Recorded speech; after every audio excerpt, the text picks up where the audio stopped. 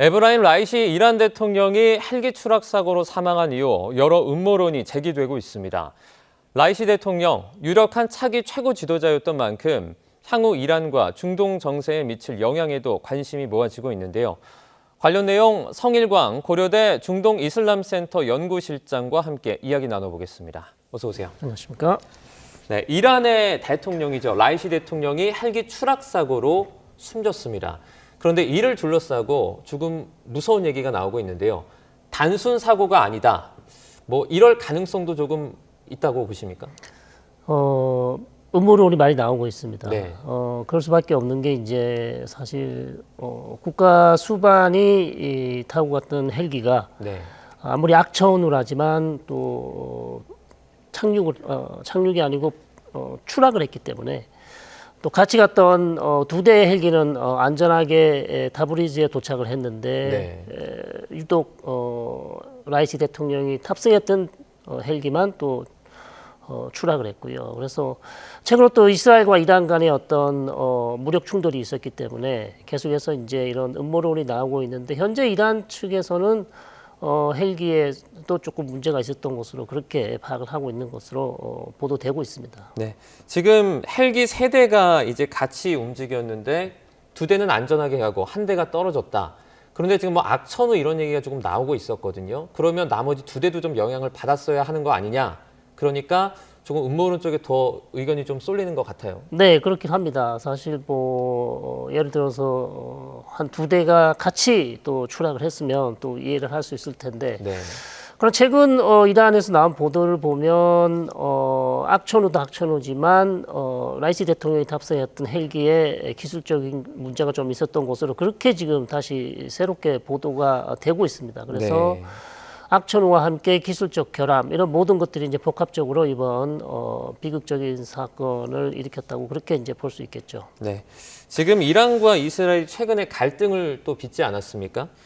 사고 배후에 이스라엘이 있는 게 아니야 이런 의혹도 계속해서 나왔는데요. 이스라엘은 즉각 부인을 했죠. 네, 그렇습니다. 이스라엘은 사실 이번 이 추락 사고와 관련해서 아무런 우리가 관련이 없고 미국 측도 사실상 전혀 우리는 모르는 일이다 이렇게 얘기를 하고 있고요. 네. 자, 의심을 하는 이유는 우리가 2020년을 좀 돌아가 보시면 거셈 솔레이만이라는 이란 혁명 수비대 아주 유명한 그리고 아주 능력 있는 사령관이 이라크에서 암살되는 사건이 있었거든요. 네.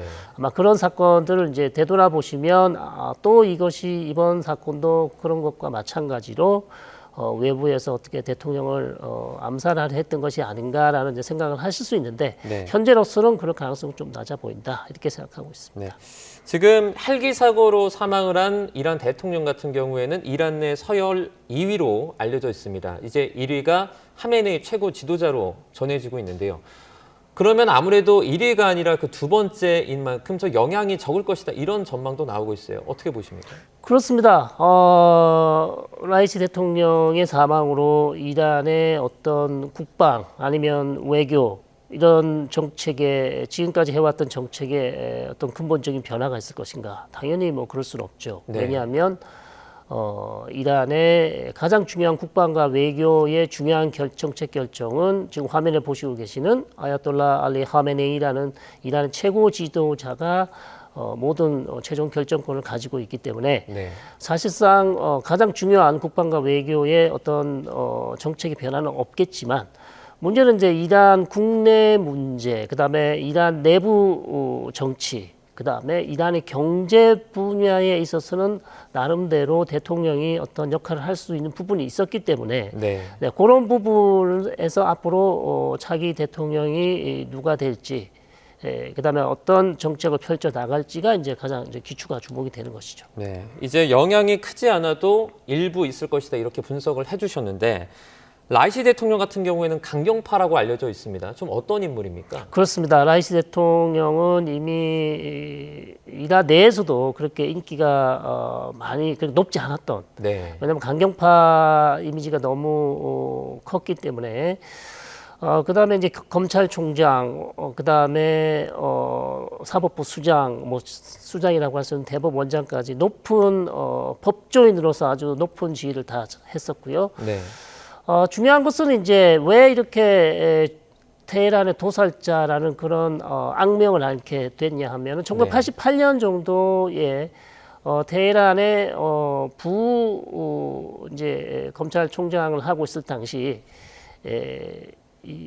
이란 내에 이제 반정부 시위를 했던 정치범들을 사형 집행을 하는데 큰 역할을 했다. 네. 그런 측면에서 이란의 이제 반정부 인사들은 라이시 대통령을 상당히 많이 비판을 해왔고요. 네. 아마 그런 이미지 때문에 여전히 이란 국민들 사이에 그렇게 대중적인 인기를 얻지 못했던 그런 대통령으로 알려져 있습니다. 네. 그럼에도 불구하고 이 라이시 대통령이 그러니까 하메네이 최고 지도자의 뒤를 이을 것으로 평가를 받았다는 것은 사실입니까? 네, 그렇습니다. 그것은 뭐 하메네이가 서거하면 뭐 100% 라이시 대통령이 자동적으로 최고 지도자가 됐을 것이다. 네. 뭐 100%라고 얘기할 수는 없지만 거의 이 라이시 대통령을 뽑을 당시 추후에 최고 지도자가 서거를 하게 되면 그 자리를 이어받을 사람을 이미 찾아서 아마 임명을 했다. 네. 그런 얘기들이 많이 나오고 있었기 때문에 그리고 하메네이와 마찬가지로 라이시 대통령도 상당히 법조인으로 이름을 알려져 있었겠고 그다음에 또한 강경파로도 알려져 있었기 때문에 아무래도 그 자리를 이어받을 가능성이 높았습니다. 그렇기 때문에 지금 라이시 대통령의 급작스러운 서거가 향후 이란 국내 정치에 어떻게 보면 권력 투쟁 양상으로 갈 가능성도 있다. 왜? 네. 자기 누가 대통령이 되냐에 따라서 그 사람이 또 최고 지도자가 될 가능성도 또 있기 때문이죠. 네. 그런 네. 부분도 우리가 좀 관심을 가져야 될 것 같습니다. 네. 이제 권력 투쟁이라고 말씀해 주셨는데 차기 지도자 자리를 노리고 다툼이 발생할 수 있다. 이렇게 네. 보시는 거죠? 그렇습니다. 네. 그러니까 대통령이 이제 선거를 뭐 28일 날 다음 달 한다고 하는데요. 네. 자, 이 후보를 하게 되면 결국 대통령이라는 지위가 이란에서 두 번째 높은 지위고 네. 그다음에 또 정치를 또 잘하게 되면 인기를 얻다 보면 또 최고 지도자 자리도 갈 수 있는 자리이기 때문에 당연히 여기에 대한 이제 내부 이란 내 어떤 다른 세력들이 누구 한 사람을 밀 수도 있는 거고요. 그래서 권력 투쟁 양상이 될 수도 있다. 이제 그렇게 볼 수 있는 것이죠. 네. 그러면 지금 갑작스러운 사고 상황이긴 하지만 실장님께서 보실 때 차기 좀 유력한 어떤 지도자로 좀 뽑히는 사람이 있을까요? 지금 뭐 인물들이 많이 함합형이 되고 있습니다. 네. 예를 들면 현재 국회의장직을 맡고 있는 모하마드 바게르 갈리파프라는 인물이 또 있고요. 국회의장인데 상당히 좀 강경한 인물로 알려져 있습니다. 네. 또 이란 혁명수비대 소속이고요. 그래서 아마 이 인물을 좀 가장 유력하게 보는 전문가들이 또 많이 나오고 있고요. 이 사람이 갈리바프고요. 그다음에 두 번째는 조금 온건한 인물이고 전 국회의장직을 역임했던 알리 라리자니라는 사람이 또 있습니다. 네. 네, 이 사람도 지금 함합형이 되고 있고. 그다음에 가장 이제 관심을 많이 받고 있지만 가능성은 좀 낮아 보입니다만 하메니 최고 지도자의 둘째 아들 네. 모자다베 하메네이라는 사람인데 비교적 아직 젊습니다. 젊기 때문에 가능성은 좀 낮은데요. 왜 낮냐면 최고 지도자 자리를 다시 아들에게 대물림한다는 것 자체가 네. 세습을 되는 것이기 때문에 이것은 이란 이슬람 혁명 사상에 좀 위배된다. 그렇기 때문에 이란 국민들이 상당히 반발할 수 있기 때문에 아들이 대통령이 될 가능성은 좀 낮다. 이제 이렇게 보고 있습니다.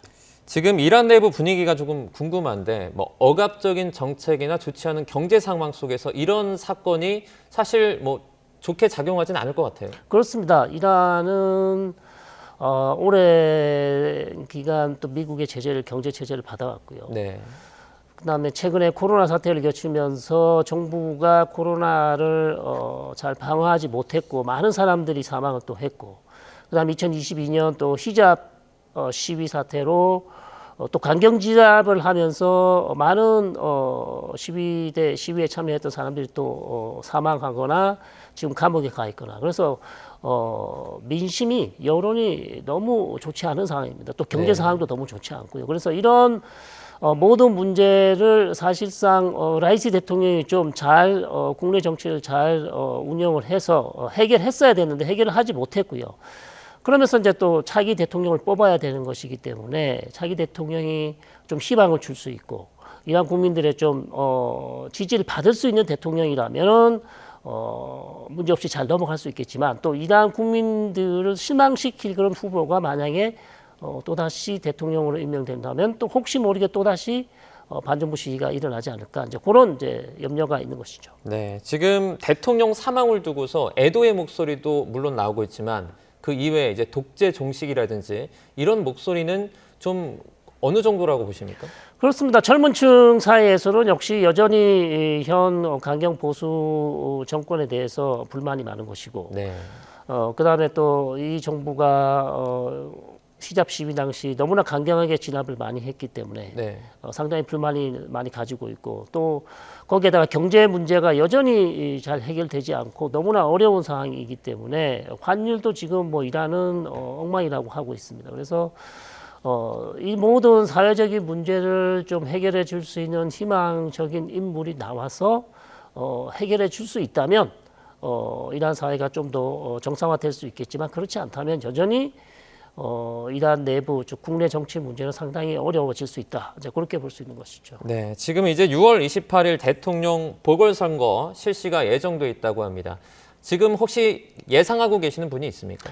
제가 말씀드린 한 3-4명의 인물 중에서는 저는 네. 무함마드 바겔 갈리파프라는 현 국회의장직을 맡고 있고요. 네, 강경파라고 말씀하신 예, 분이죠? 강경파이고 뭐 몇 차례 대통령 입후보를 했습니다만은 이제 대통령에 선출되지는 못했습니다. 실패를 네. 했지만 아마 이번에도 또다시 대통령 선거에 나올 가능성이 상당히 높아 보이는 그런 인물이라고 할 수 있습니다. 네.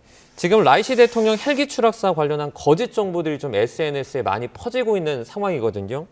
저희가 영상으로 준비하긴 했는데요. 잠시 띄워 주시죠. 네. 이 영상을 이제 보시면 BBC 등 외신에 따르면요. 지금 이제 보시는 그 영상들이 저희가 이제 상과 관련된 그 영상이 있는데 그 상과 관련된 영상이 실제로 지금 영상 말고요. 자, 지금 보여드리는 바로 이 영상입니다. 이 상과 관련된 영상이 라이시 대통령이 추락할 때 영상이다라고 SNS에 올라와서 정말 높은 조회수를 기록을 했습니다. 그런데 이게 그 가짜 뉴스라고요? 네, 그렇습니다. 요즘에 이제 저런 가짜 뉴스들이 너무나 많기 때문에 네. 일단 영상을 보시면